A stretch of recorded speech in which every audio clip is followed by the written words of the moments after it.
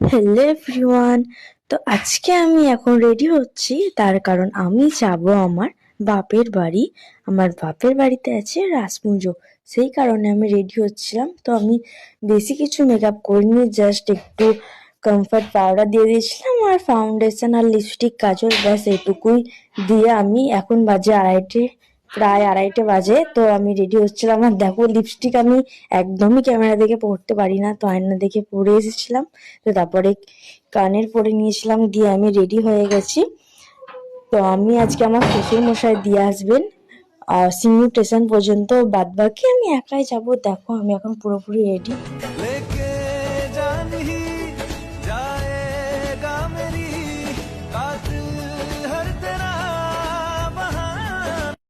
তো আমি এখন ট্রেনের অপেক্ষা করছি, চলো দেখা হচ্ছে নেক্সট ভিডিওতে।